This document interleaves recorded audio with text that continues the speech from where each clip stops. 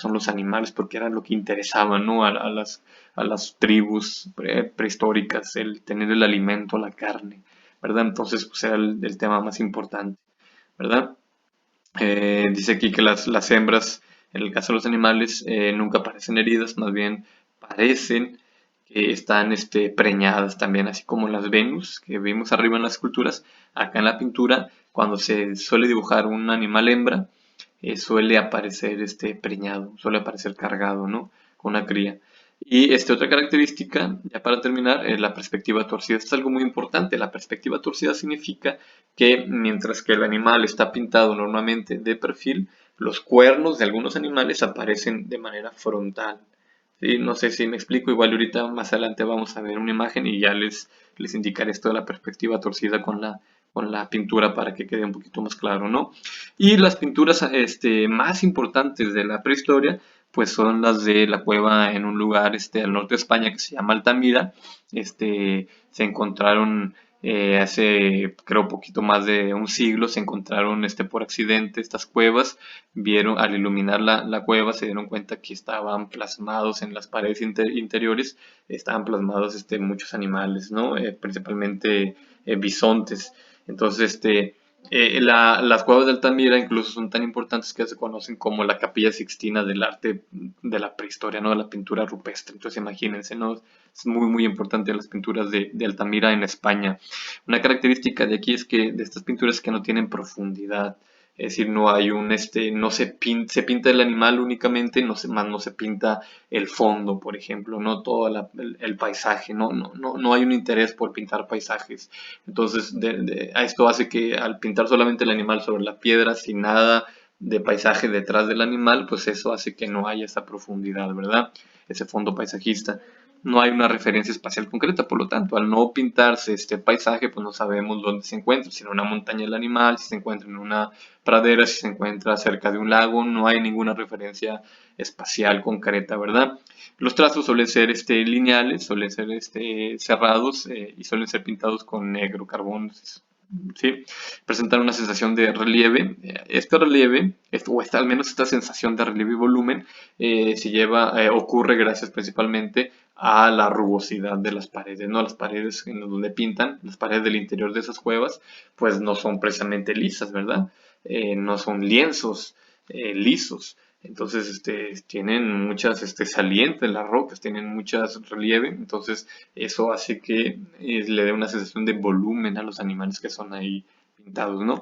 Y algo característico específicamente de Altamira, que no ocurre en otras partes, pero sí en Altamira, es la ausencia de figuras humanas. Es decir, no era tan importante pintar al humano, era importante pintar al animal, porque era lo que se deseaba, el animal, ¿no? La carne de ese animal.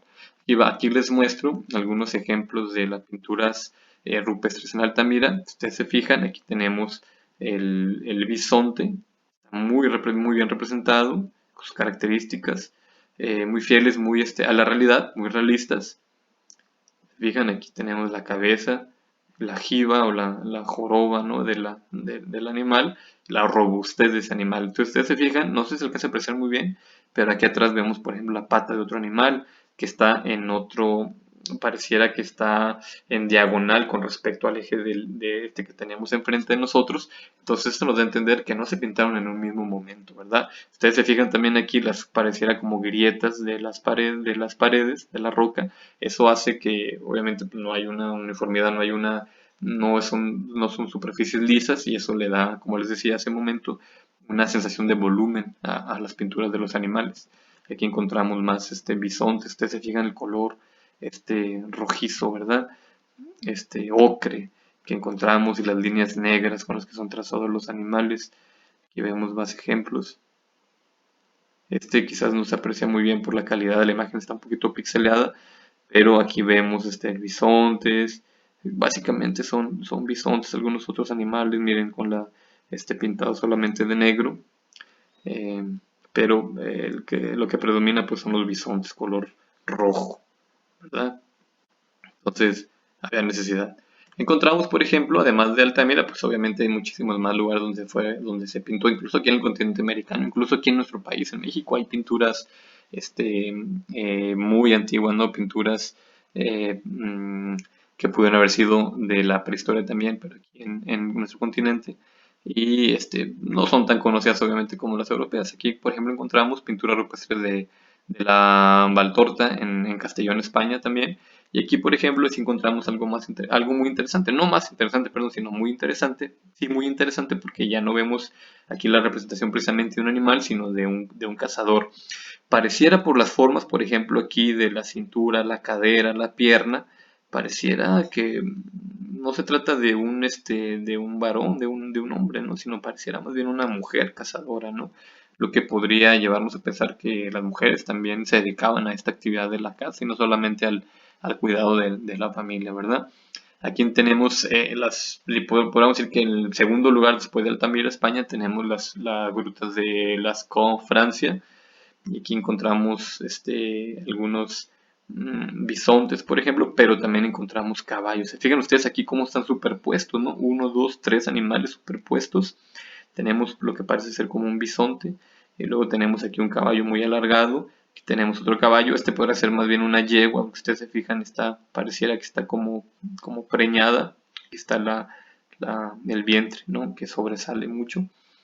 Entonces aquí ya aparecen también los equinos, ¿verdad? Aquí tenemos más ejemplos de las pinturas de la Gruta de Lascaux en Francia. Nuevamente aquí vemos lo que podría ser una yegua. Miren aquí el vientre otra vez pareciera que viene cargado el animal. Los colores son un poquito diferentes. Aquí encontramos en Lascaux, encontramos seres humanos, pero yo lo que quiero que vean ustedes es esta diferencia justamente, ¿no? Las características, por ejemplo, este bisonte que las características del rostro, miren los cuernos aquí no se aprecia, podría ser, aquí también se podría hablar ya de perspectiva torcida, aunque se me pasó ahorita indicárselos en las imágenes de arriba, es más que se ve más claro, pero bueno, aquí están las características del bisonte, y si ustedes comparan este bisonte o comparan, por ejemplo, los bisontes o los caballos que habíamos arriba en las pantallas pasadas, cómo estaban bien hechos, características muy realistas. Comparémoslo, por ejemplo, con esta representación de un ser humano y pareciera, honestamente, pues pareciera un dibujo de un niño, ¿no? De primario, de kinder, donde encontramos los brazos que solamente son palitos, son líneas, ¿verdad? El cuerpo, el tronco del cuerpo sí, pues un poquito más robusto. Las piernas solamente son líneas verticales, bueno, o en diagonal. Entonces realmente pues no se esmeraron al parecer mucho en representar al ser humano, pero sí, por ejemplo, a los bisontes o a los caballos. Vemos eso, ¿no? Entonces ahí se nota claramente la importancia, ¿no? Que se le está dando, la preponderancia que se le da al personaje del animal, ¿no? Al animal antes que el humano. Aquí dice que este puede ser un hechicero en un ritual con un bisonte. Aquí encontramos en Castellón. Encontramos ya también algunos ciervos, algunos cérvidos, ¿sí? Y encontramos a los cazadores. Aquí se nota claramente el movimiento que les comentaba hace un momento como una característica de la pintura rupestre, ¿verdad? El movimiento. Los cazadores comparan nuevamente, ¿no? Fíjense la representación, por ejemplo, de este venado o de este ciervo, que es macho, que está aquí arriba. Compárenlo, por ejemplo, con los seres humanos. ¿Se fijan?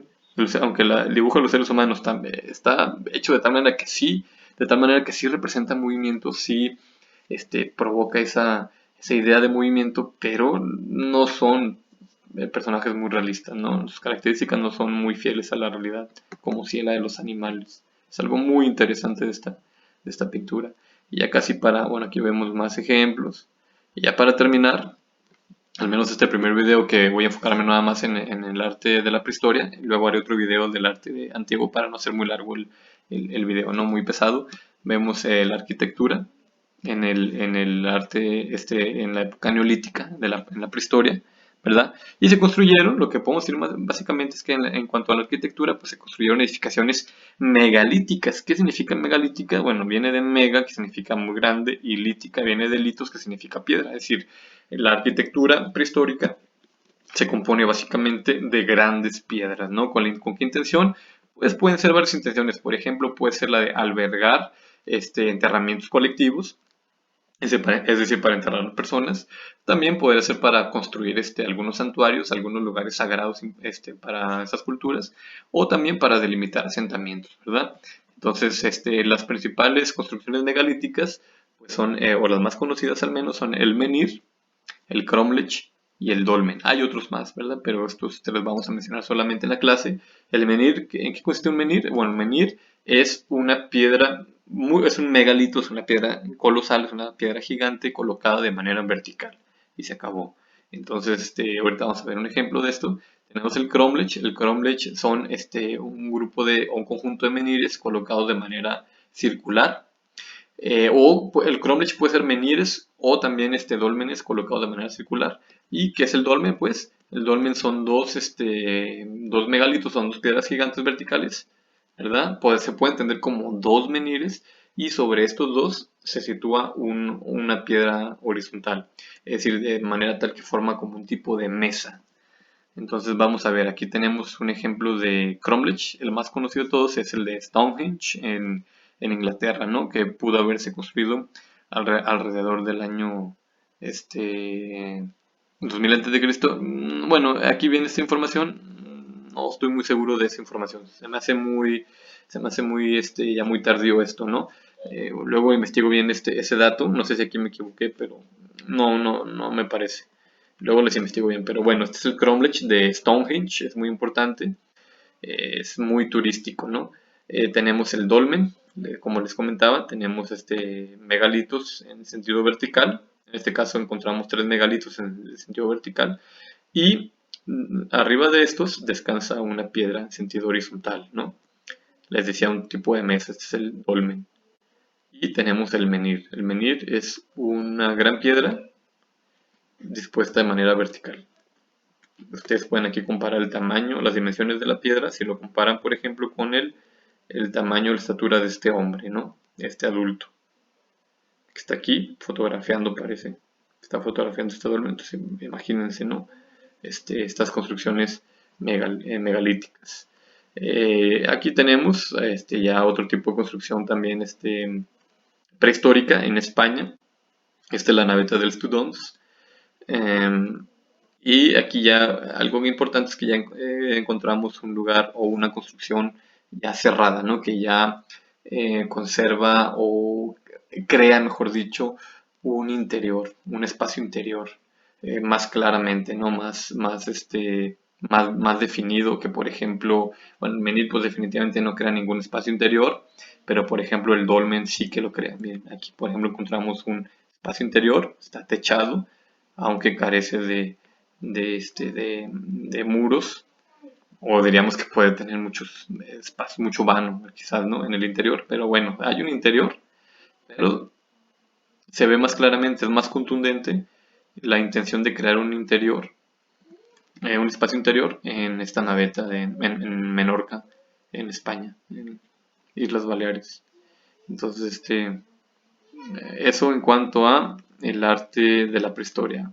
En otro video veremos ya el arte de las primeras civilizaciones, ¿no? De las civilizaciones más antiguas de la humanidad. Ok, muchas gracias.